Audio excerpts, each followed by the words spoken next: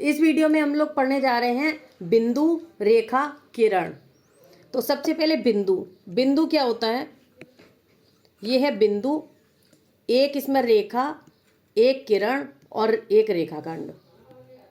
एक ये हो गया, एक ये हुआ और एक ये हो गया।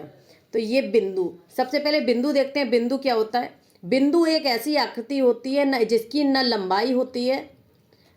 बिंदु एक ऐसी आकृति होती है जिसकी ना लंबाई होती है, ना ही चौड़ाई होती है और ना ही मोटाई होती है। मोटाई भी नहीं होगी। तो ऐसी आकृति जिसमें ना लंबाई हो, ना चौड़ाई हो, ना मोटाई हो, उसे हम बोलते हैं बिंदु। नेक्स्ट होता है किरण। ये है हमारा रेखाखंड और ये है हमारी किरण और ये है हमारी रेखा। दो बिंदुओं के बीच की दूरी को हम लोग बोलते हैं रेखाखंड। यानी ये दो बिंदु हमारे पास फिक्स है, इसके बीच की दूरी को हम लोग बोलते हैं रेखाखंड। ये हुआ हमारा रेखाखंड। और किरण क्या होता है? जिसमें एक बिंदु फिक्स होता है लेकिन रेखा को दूसरी तरफ बढ़ाया जा सकता है। ये एरो शो कर रहा है कि इस रेखा को हम कितनी भी दूरी तक बढ़ा सकते हैं। जिसे एक दिशा में बढ़ाया जा सके उसे हम किरण बोलेंगे। और रेखा ऐसी होती है जिसमें कोई भी बिंदु फिक्स नहीं होता, उसे हम दोनों डायरेक्शन में इनफाइनाइट तक बढ़ा सकते हैं, तो उसे हम बोलेंगे किरण। रेखा उसे हम बोलेंगे रेखा। तो ये माइन्यूट सा डिफरेंस है रेखाखंड, रेखा और किरण में। और किरण में और पॉइंट की डेफिनेशन हमने देखी। वृत्त क्या होता है?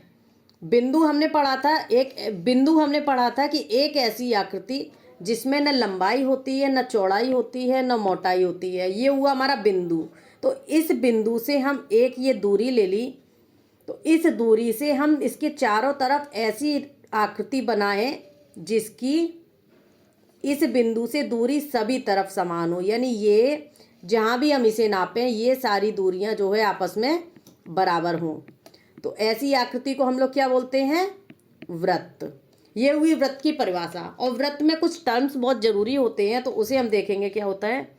ये जो आकृति है ये है हमारी वृत्त। वृत्त में कुछ टर्म्स होते हैं। वृत्त के बीच का एक ऐसा बिंदु जिससे ये दूरी सभी तरफ समान हो। यानी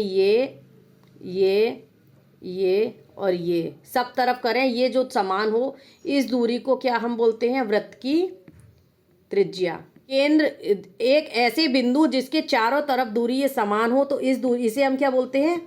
परिधि।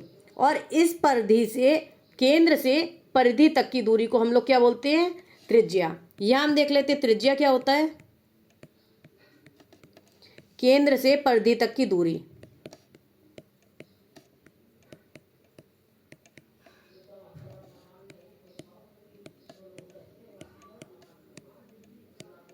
और क्या हुआ? व्यास। ये जो पूरी दूरी हुई, यानी परिधि से, ये ए हमने माना, ये बी माना। परिधि से परिधि तक की दूरी जो वृत्त के केंद्र से होकर जाए, परिधि से परिधि तक की दूरी जो वृत्त के केंद्र से होकर जाए, उसे हम क्या बोलते हैं? व्यास। ये क्या हो गया हमारा? व्यास। और ये हमारा क्या था? केंद्र। और क्या है? एक परिधि से परिधि तक की दूरी जो वृत्त के केंद्र से होकर ना जाए, यानी सी डी ये है। ये हुई हमारी जीवा। जीवा, ये वृत्त का व्यास भी जीवा हुई। ये वृत्त की सबसे बड़ी जीवा है। तो व्यास वृत्त की सबसे बड़ी जीवा है, ये वृत्त की जीवा हुई। और जीवा एक वृत्त को दो भागों में काटता है। जैसे ये सी डी जीवा से ये वृत्त हमारा एक ये छोटा वाला भाग बना, एक ये बड़ा वाला भाग बना। तो ये जो छोटा वाला भाग है इसे हम बोलते हैं लघु वृत्तखंड। लघु वृत्तखंड। और ये जो सी डी ये बड़ा वाला भाग है इसे हम बोलेंगे दीर्घ वृत्तखंड।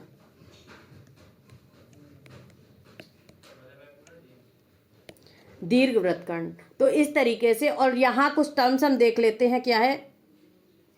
त्रिज्या। त्रिज्या यानी कि किसे क्या बोलते हैं? उसे त्रिज्या यानी कि रेडियस। रेडियस को हम रिप्रेजेंट करते हैं स्मॉल आर से। और व्यास, व्यास यानी कि डायमीटर।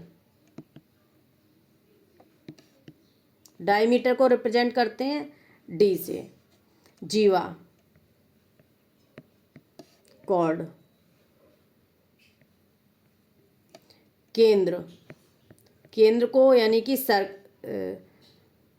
सेंटर, सेंटर यानी कि सी। परिधि को हम लोग बोलते हैं सरकमफेरेंस।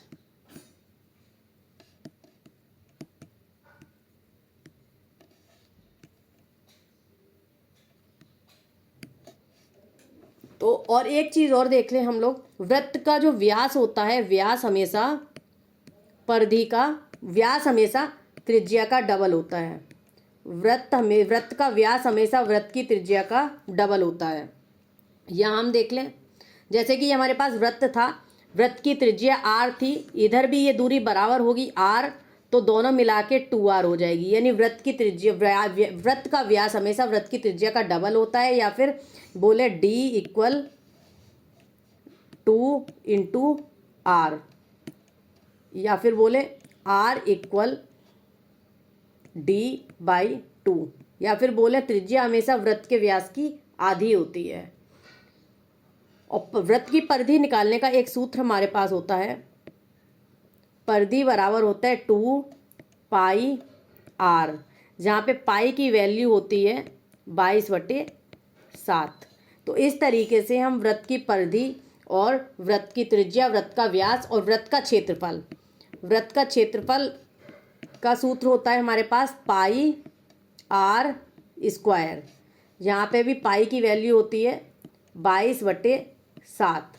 अब एक चीज़ हम देख लेते हैं, परिधि और क्षेत्रफल में अंतर क्या होता है। क्या हम पता कैसे करेंगे कि हमें परिधि निकालनी है कि क्षेत्रफल निकालना है।